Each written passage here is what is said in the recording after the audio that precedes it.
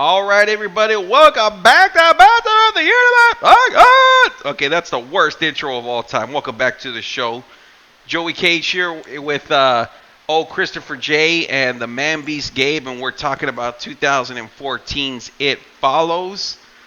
And this is a Gabe pick. So, he usually picks the badass ones, but according to Chris, dun dun dun. Man, Chris, what the hell? And are you fucking building something over there? No, I'm sitting down and I did the breed. I did the. No, it sounds like you're like stacking shit or something. Legos and You hear it, right? I'm not the only one. Yeah. He's like, ah! But Well, I'm 5'9". You know this stack shit that high. Anyway, It Follows, dude. So I want to get Gabe. I want to know why you picked it, and then I want to hear Chris's thoughts. But first, Gabe, It Follows. What's your story on this one? Tell us about it, the whole shebang. Sell this movie for the unsellables. All right. So it all starts on a dark and stormy night. We're doing are you afraid of the dark campfire shit, right? Yeah, that's exactly what's going on. Man, this movie is like fantastic. This goes along with all the new modern horror movies that they're trying to build more of a story than they are trying to like, I'm gonna scare you. Yeah, jump scare shit. Know, the thing that people take away from a lot of horror movies is that that movie just wasn't scary. That movie just wasn't scary. Okay, this is not one of those movies. This is more of a like, oh man, this is just weird. This is like it's just weird and it's creepy.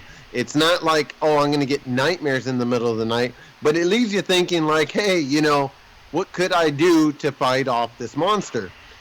Now, exactly how I said that, there's a monster in this damn movie. The movie is called It Follows. The whole point of it is that there's a young girl who ends up going on a date with a young guy, and the guy ends up sleeping with her. Well, as she's talking about her feelings, saying, I have future dreams, blah, blah, blah, he doesn't give two fine shits about that. All of a sudden, he knocks her out with this rag with some chemical, knocks her out, she wakes up, and she's tied down to a damn wheelchair. Now, you're thinking, like, what the hell? This sounds terrible. Well, I'm not done. So get this. She's tied down to a wheelchair, and he's all, look, I tied you down, and I'm trying to make sure that you're aware so I can explain the rules. It's always going to follow you, and you're like in her seat. You don't understand what's going on either. You're following along just as much as she is. He's explaining the rules. Look, you're the only one that's going to see it. Anything this thing comes after you. But you're going to be the only one to notice it. It's walking. Everywhere you go, no matter where you go in the world, it's going to walk after you. It's only walking, so you have time to get away. Also, it can look like anyone. It can look like a family member, a friend, a coworker, it doesn't matter who. So now you're thinking like, so he shows her, and sure enough, there's this lady just walking. So he's all like, you see it, right? And it starts getting closer and closer. Whatever you do, don't let it touch you. And if you end up getting killed, if it kills you and you die, it's going to go after the next person that had sex with you. So basically, it would be the guy. And if he were to get touched and died, then it would go further down the line. So it just keep going further and further until wherever it started in the beginning of time.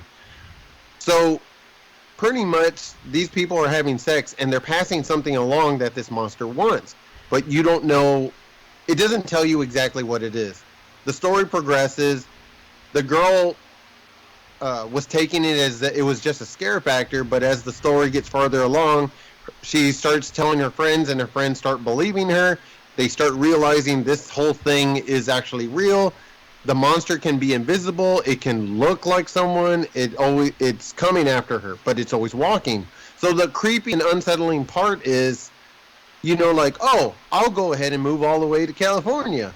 And I'll go ahead and just stay there. Right, but remember, it comes after you. It walks after you. So, yeah, it won't come after you in the next day. It won't come after you next week. But at some point or another, when you think your life is all honky-dory, it's going to get you.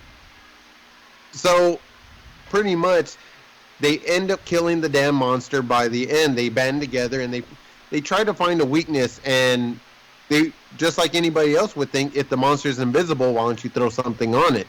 So sure enough, that's what they do. They didn't think of like throwing paint or anything else on it.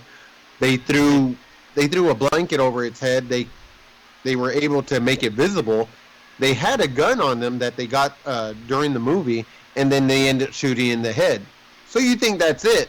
Well, as the main character started walking along all peacefully, there's the dramatic music. The eerie, creepy music they started playing at the end, and well, guess what happens? Now it kind of leaves you thinking, like, did you really kill it? Is it really dead? Well, here's the sad part about it. It's a one-shot movie. There's not going to be a part 2, so you kind of have to make up your own little deal. But like trying to deal with an invisible monster, that's it's kind of difficult to explain to the cops when they think like, yeah, we don't believe you. You're just kids. There's so many little things about this movie. It's like one of those kind of like, it's just weird and creepy, like how they go about this. And it's such a fantastic film. It leaves you asking so many questions, like, whatever it is, this monster goes after the last person that had sex with the previous person. So what's considered sex? Is giving head sex? Is just like using your fingers considered sex? Just straight intercourse? What is it? What if you do anal? You had said that yesterday. I started laughing. I mean, if you do anal, does that count? So, pretty much, you can probably think of it as that this movie is probably a slight undertone to STDs, if you want. You can think about it that way. But either way, this movie is weird and creepy. And honestly, I thought we all have a good kick about talking about, unprotected sex, what these kids are doing, and, how the hell are you going to deal with a monster if you came across that? And what happens if one of them gets pregnant? It's weird, right? Like, what is it like? I would assume honestly, the way I would think of it is that just the way the movie is going, it seems to mostly target the act of sex. So I think if you were to if the monster was coming after you and then you knocked a girl up, say she kept running and running until she had her kid, I think it's only attacking the people that had sex. So I think it would go after the mother and not the child. But I could be wrong, and maybe it could be passed along to the kid, and now it wants to go after a baby and kill the baby. But which is again, okay. I don't know what's passed along though. It doesn't say. Which to go to your earlier, you raised the question of, at least you'll think to yourself, did they ever really kill it? I mean, does it ever truly die? Does it ever go away? So, my thesis is no, and it's evidence from the fact that the movie starts off. This is a 2014 production. Very much looks like 2014. I mean, the girl's got a smartphone in her car. She's got this newer looking Nissan Sentra, all that stuff, and then suddenly, but she's running away from something. You don't see what, but she's running in terror from something. Drives away in terror from something. Gets disfigured and her leg bent the other direction. It's not supposed to bend.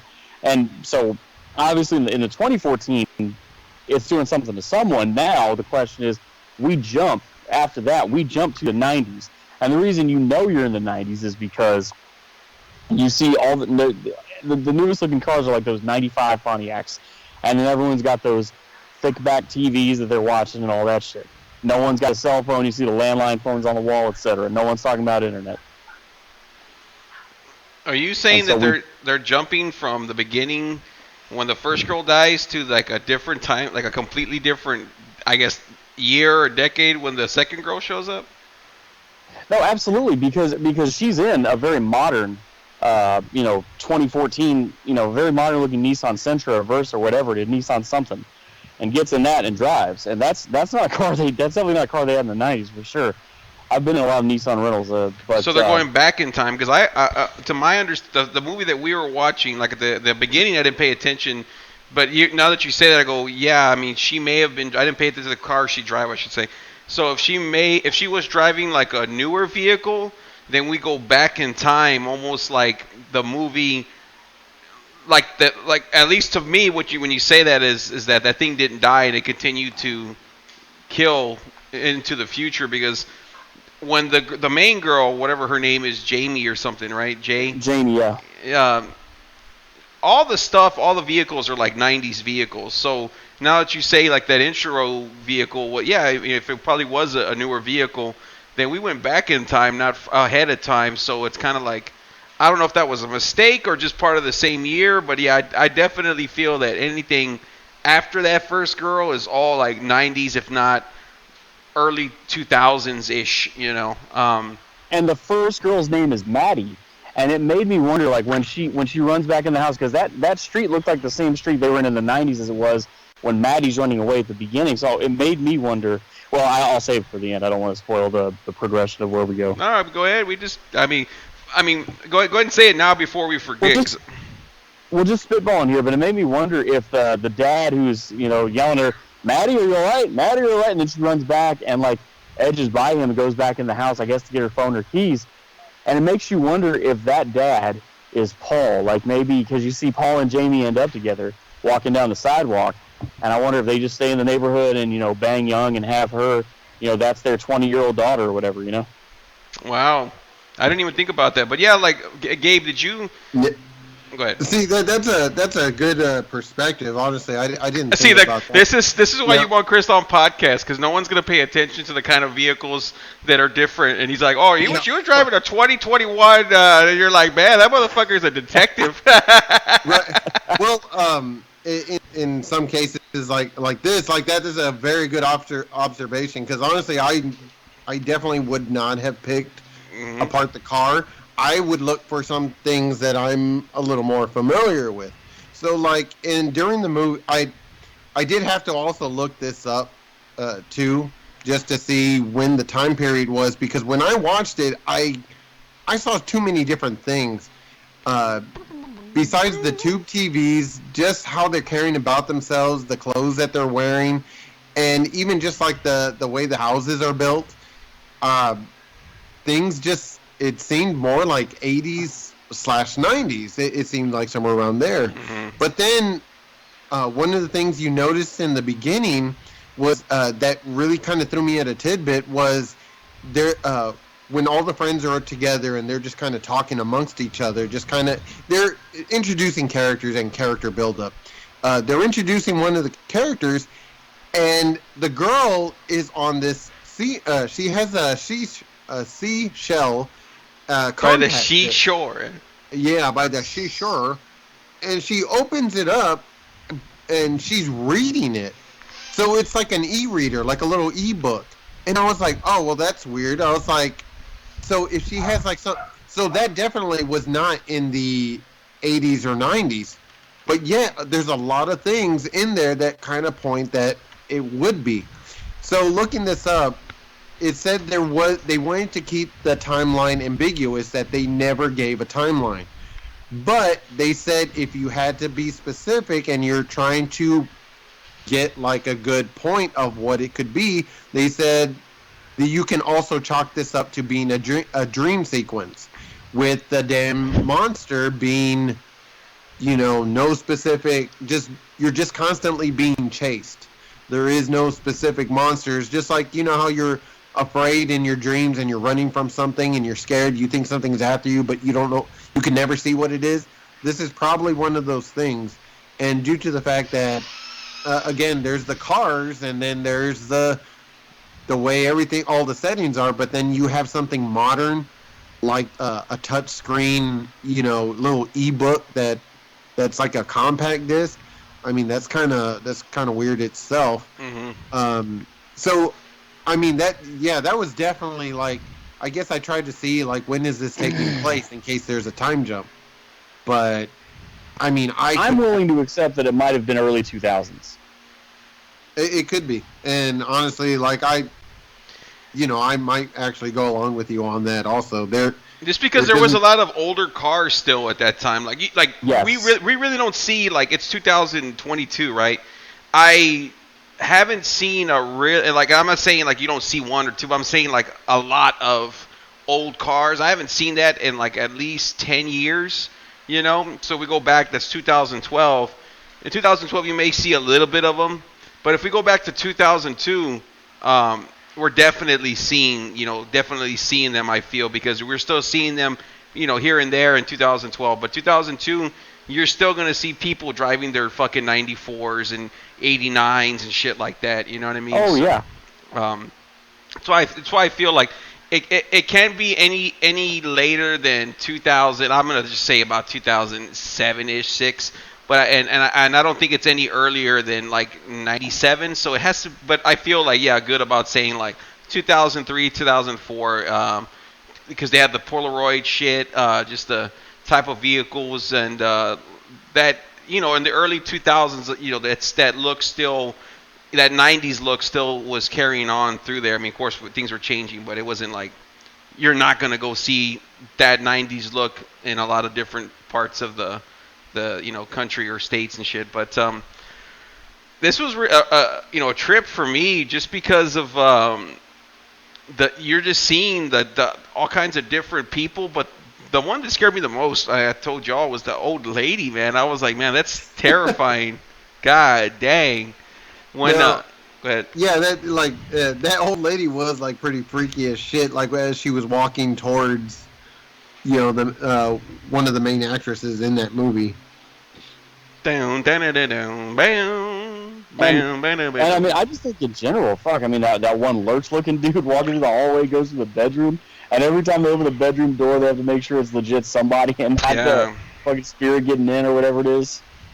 Yeah, no, that's freaky, man. And like, you like, what do you do in that situation? Because like, I was like laughing almost when that one dude has sex with the main chick, Jay, and like, it doesn't go after him right away, and then like, she just sees him breaking into his own house, and she kind of like understands, like, wait a minute, that's probably it. And sure enough, that it's like, what do you do?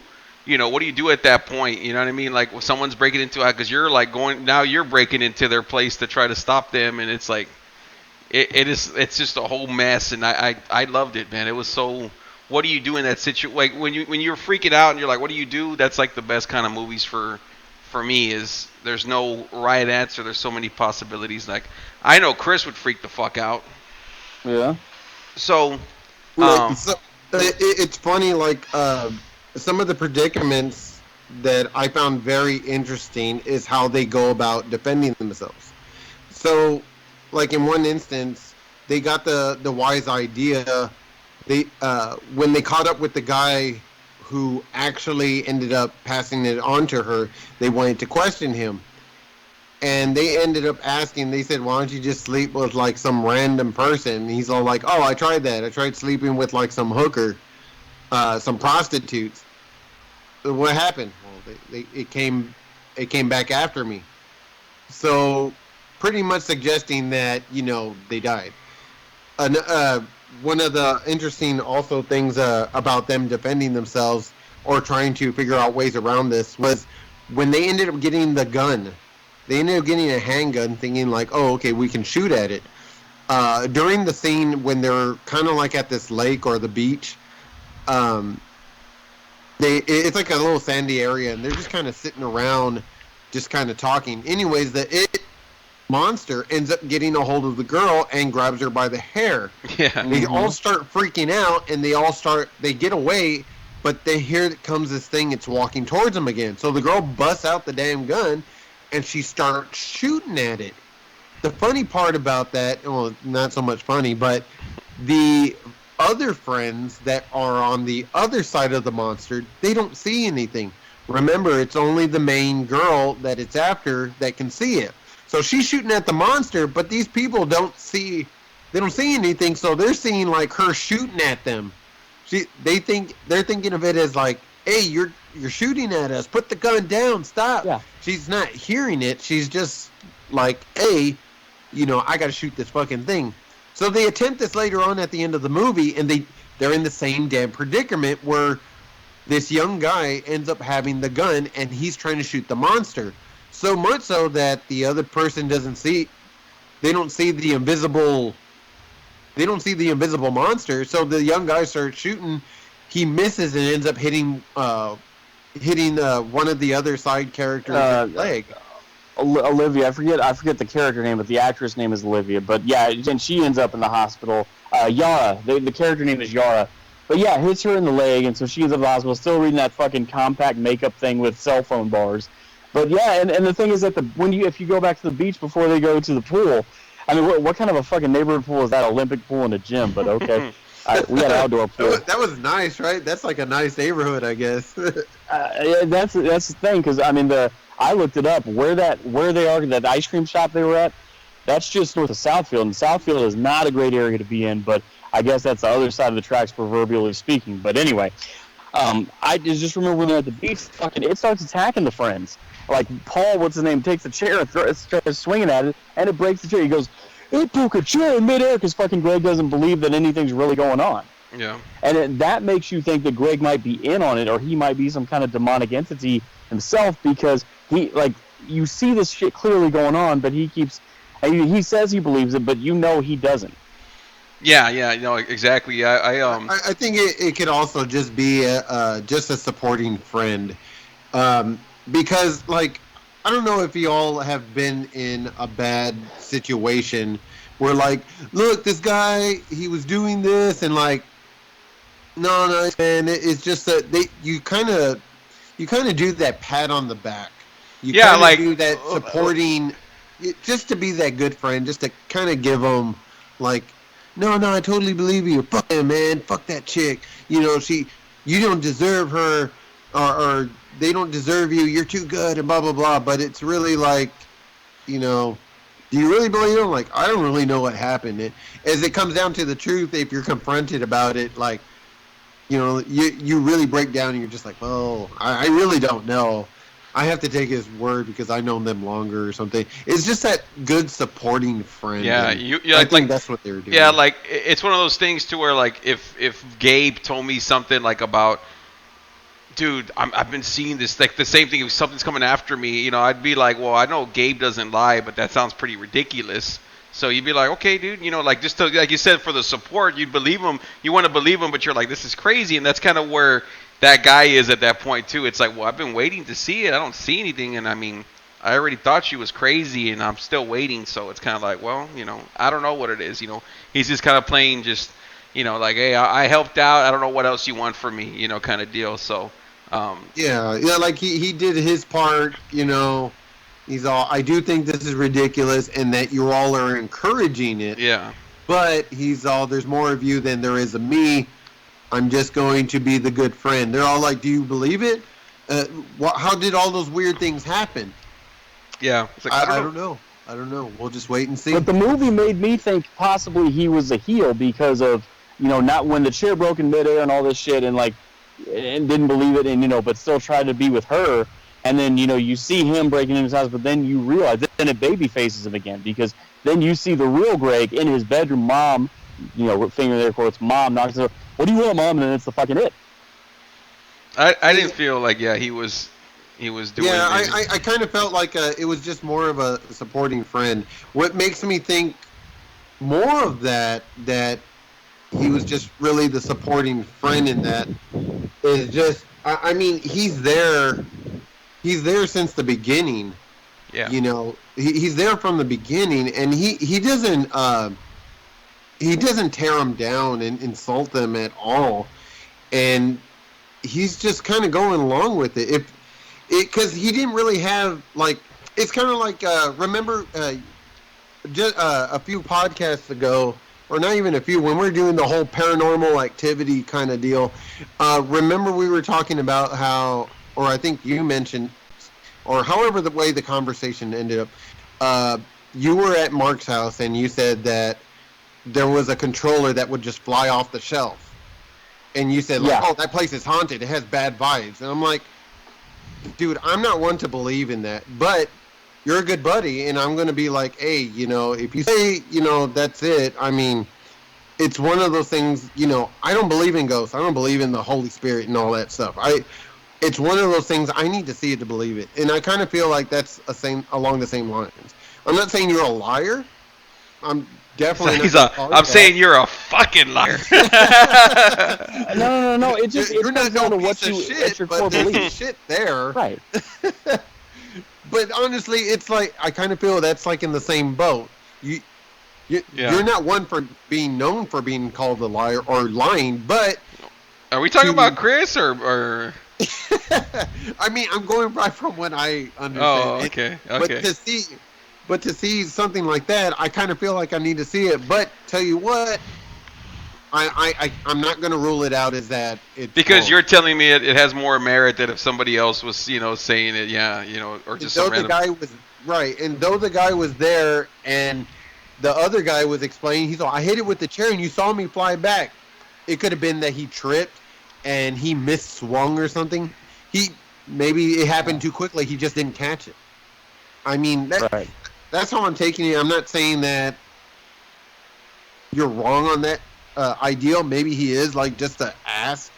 I mean, because clearly he did show some signs where he was just like, I think this whole thing is stupid, and y'all are just encouraging. He didn't say that, but I mean, he's giving that attitude. He's all like, "Do y'all really believe this?" I mean, yeah, for real, yeah, encouraging that nonsense. So, I mean, that's kind of like my take on it. I mean, as frantic as these kids are, they care about their friend. They love that friend. They even said that, like, "Oh, you were my first kiss." Yeah, and then you kissed my sister, and then you kissed your sister. Well, I don't know. Even the one guy even says he was willing to sacrifice himself. He even said, like, "Hey, well, if it passed along through sex, I'll have sex with you." And she says, and she's like, "No, I couldn't do that to you. You're my good friend." And I'm like, "Oh, great, he got friend zoned." Yeah. So, but he proved himself at the pool, though. That's what got her to come along to his side. When he proved himself at the fucking pool. Yeah, exactly. And it's not even just him. All the friends were there. They're all in support of her. They cared about her very much. You see that entirely throughout that movie. But again, you had that one freak out. You have that one friend that freaks out. Like, what do you do? Do you abandon them? Do you want to be that asshole that abandons them? And yeah. Or do you want to be like and say like, "Oh, I told you so. You were wrong." Do you want to be that "I told you so" guy, or do you want to be like, "Hey, man, doesn't matter what you've been through. I'm going to be there with you for the end, till the end. Doesn't matter what." I mean, what kind of person do you really want to be? So that guy's like, "Yeah, I totally don't believe you, but I'm going to support you anyways because we're all good friends and we've known each other for a long time." So that's how I'm taking it. I mean, that's probably going excessive on the conversation, but that's how I'm explaining that. I want to know from Chris, like, I know we're going to get to the ratings here soon, but when I was talking to you about it, you brought up a good point that you thought the movie was okay or whatever, but you didn't like it until like 40 minutes because, well, I'll let you explain it. I thought it was, at first I didn't understand what you were saying, yeah. but how you explained it after I ripped your fucking throat out with my bare hands, it was like, oh, so go ahead. But yeah, the thing is, like, I watched this movie and I'm like, I know it's a gay big game. No offense. I'm just saying, like, you like some of this more involved type of things, like modern involved kind of horror, which is fine, to each his own. Say it the way you did. I love the way you were like, "That's smart, Mark." The way you were doing, I was laughing. No, the way I said it was like, you're not gonna hurt my feelings, man. I want you to say your true thoughts. I like piece of shit too. You're a piece of shit making me watch this crap. Yeah. I like when Chris tells it like it is, when he's like at what he's thinking as he's watching the film, because it's like very interesting how somebody can see things completely different. So. Yeah, exactly, Chris. And like, I mean, fully go out, man. Like, you're not gonna offend me for shit. Yeah. I mean, he fucking gave Cape Fear a 6. Are you gonna let him get away with that? That was a slap. That was a direct slap. Yeah. It's all good, man. But here's where I was thinking, like, okay, I bet you, like, when I see the girl Maddie running away, you don't see what she's running away from. Gets in the car, and then suddenly she's disfigured. Okay. Then we fast forward, like, there's a theater scene of the dude and Janie at the theater, and, I had to rewind to make sure, was it one of those things where sometimes horror movies will do this, you'll see some kind of entity, and then they'll turn their head back and look again, and it's gone. So, like, did I miss it like that? And I rewind to make sure, no, I didn't miss anything. There was nothing there. I was like, okay, so everyone's so afraid of this thing that you can't even fucking see. You don't. I mean, you saw the girl get disfigured, but you didn't see how she got disfigured. What the fuck is going? Are they trying to prove how smart they are and shit? And then then I could tell that they jumped. I was like, then I could tell that they jumped to fucking the let's call it the late '90s, '98 or whatever the fuck. We'll call it that. And they jumped to that, and I'm like, what? Well, is this just another one of these 2018 Suspirias where they're trying to say, look at us, we're fucking smart, we're right above your intelligence, you're not as smart as us because we went to Harvard and blah blah blah. That's what I was thinking.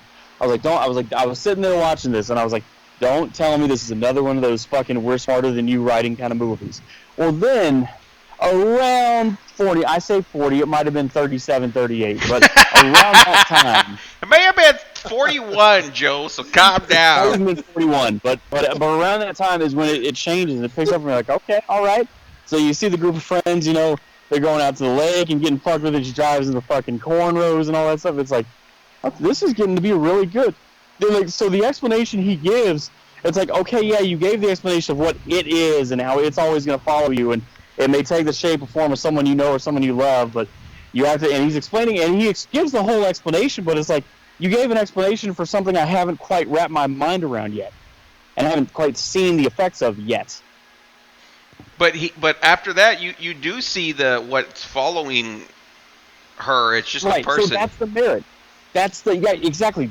You do see the woman walking up, the brunette, you know, naked question, woman, all that stuff. No, let me cut you off, but like, is he able to see what she sees because I know he grabs her and like runs off, but I was like, is he able to see what she? Because I know he says, tell me if you see it, and I'm like, if he's not being chased anymore and she is, are they both able to see it? I don't know if that's explained. Oh, well, you know what? That's a good point. So remember, she ended up having sex with the dude, the one that doesn't believe her. Right. Oh yeah, you're right. They do. She can't see it. Yeah. And so he goes into the house. He goes into the house, and then all of a sudden, so she already passed it along. So now it's really up to him to survive. Yeah. So she's keeping a lookout. Then she sees. Yeah, that's right. She sees the thing knocking on the damn door. Yeah. And she's all like, "Don't answer the door! Don't answer the." The monster looks at her, but then ignores her and then goes back and starts banging on the door. And then that's when the guy opens it, and he's. So I think it's anybody who's already been infected. Yeah. I think that's how that works. Well, they should have just spread it all around so everyone fucking can see it and say, stop playing. Hey, you know what? You don't believe me? Fuck the shit out of me in my ass right here, right now. And then we'll see who the crazy ass is. And be like, hey, dude, I gotta go. I gotta go. Yeah, it's like I didn't think about that. It's like, why is shit? Well, I mean, you would say, well, you don't want your friends to have it, but you're like, hey, man, you know. Fucking cocksuckers all around, I guess. You know, fucking A. Loads everywhere, right? Yeah, dude, it's like infected. Yeah, because I was like, laughing. I always like when we do these. I watch them, like I said, multiple times, and I was laughing because the guy that gives it to her is like, I like the way he like acts, and it's like really scary, and he's very believable. Is when they're sitting out there in the I don't want to make this too long, but when they're sitting out there, like, and they catch up to him. And they talk to him, and he's like, "Can you see her?" Like he freaks out, and I love that, like, because it's like he's still like freaked out about it. And then they're like in the line in the theater, and like I was talking to y'all about it, I was like, man, he's like really has the anxiety, you know, like, because he's like, you know, she's talking to him, and like you can't really pay attention to someone who's talking to you when you're freaking the fuck out trying to play it cool, you know, because he has this whole grand plan that he just wants to have sex with her so he can get rid of this thing.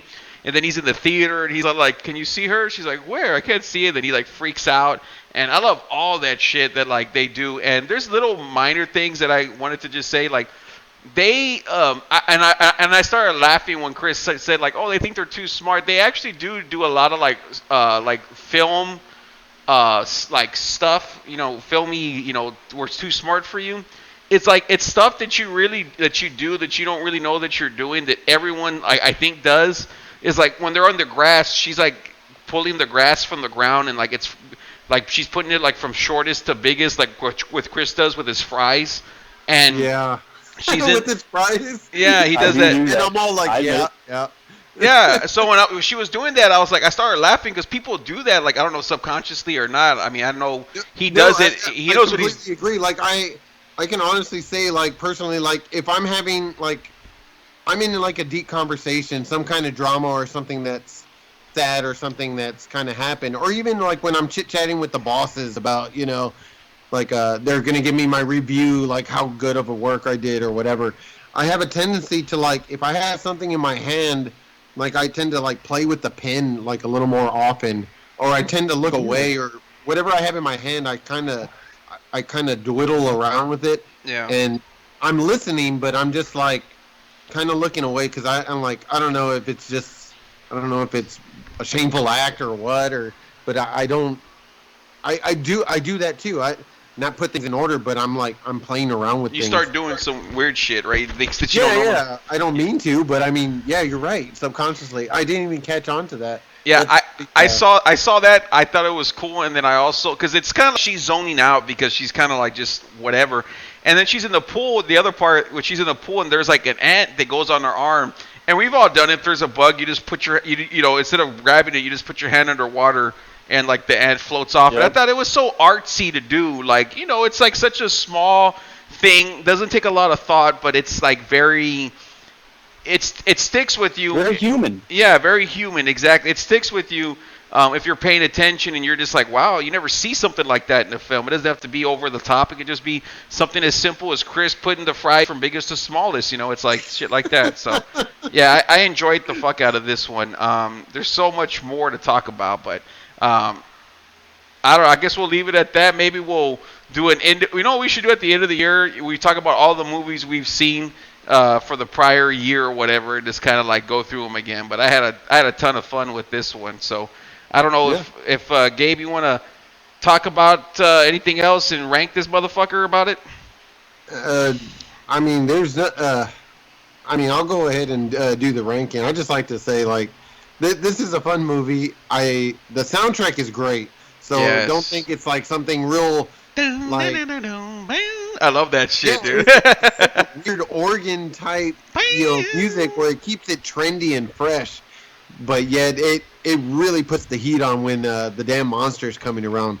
Kind of like Jason, like it has its little choo choo choo choo ha ha ha. But then right when Jason's there, then it starts playing all the more intense music. You're like, hey, fucking run! You shouldn't be standing Did around. you like ever a play dummy. the Nintendo Freddy Krueger game? It's like Yeah, that shit was hard. it would tell you like on the screen Freddy's coming, so like the music would change. It'd be like dun dun dun dun dun dun dun. It was just funny, but like yeah. Well, But yeah, man. I'll go along with my rating. Like I said, this movie is a repeatable watch for me. I do watch it from time to time, just for something different. It's a good movie. The wife loves it too. I'm definitely going to give it like a 7.8, 7.9. It's repeatable, it's fresh, and it does have those artsy little things in there that make it cool. So, yeah, the 7.8. I'll give it that.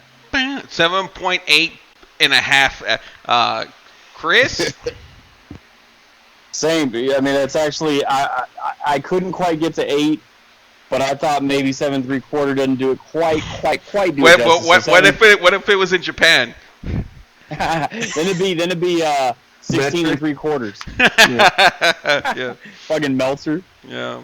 I'll tell you about him later, but fucking what do you call it? Yeah, I'd say 7.9 is probably right at there. I mean, I can't give it an 8 because there's some storyline flaws, and not like the silliness like we were talking about in Cape Fear, but like just the fucking like when you start off in one time frame, then you just for no reason all jump to another, and there's no explanation given at all. And again, the fact that you don't know the origin or power or why this entity is doing what it's doing. Like, normally I like to know that, at least by the second one, but we got minimal explanation on that. Just that it's going to follow you, it's going to fuck with you, you can only get rid of it by sex. But that's okay. I was okay with that. Like, usually for once, Mr. has to have every explanation. I was okay with that. It didn't bother me at all. I just think the jump in time frames and then the ending, like, you're just kind of like, okay, they're walking down the sidewalk, cool, they're together in a relationship, that's great, but how does this link back to where we started with Maddie in 2014? Are they her parents and they banged young and had her young? Like, what? Like, you're thinking all these. That's what I'm thinking. But it was an entertaining movie. It did have a good scare feel, have a good fright feel, all that stuff. And yeah, 7.9 I think is right there. Yeah, I'm gonna give it an 8. It'd be higher if it was in the Tokyo Dome or whatever the fuck. But So the yeah, Cork and Hall. yeah, fucking. Just because, yeah, there is a lot of unanswered questions, and I'm fine with unanswered questions, but it doesn't, like, it's explain itself as well as I would like. But I don't need a super explanation to enjoy the movie. It was just fun. Like, I remember just hearing about it and then putting it on and being like, wow, this was like a really cool and, you know, original, fun idea, and all the stuff that we were saying, like the good soundtrack, and it just, you know, it's kind of like the movie Haunt, where it's just something new and fresh and fun. And I had that a lot of fun. I watched it, like I said, multiple times, and I love to see new movies like this. Nowadays, because there's so many of the older ones which we do, and I love all those. But I also equally enjoy stuff that we've seen that was made the past 15, 20 years rather than the 30 and 40. But those are still great too. So this shows that there's still good classics in the works and in our future. So I hope you guys enjoyed this one, and we'll see y'all asses on the next one. You gotta be shitting me. That mother's strong. Peace. Peace. I'm out.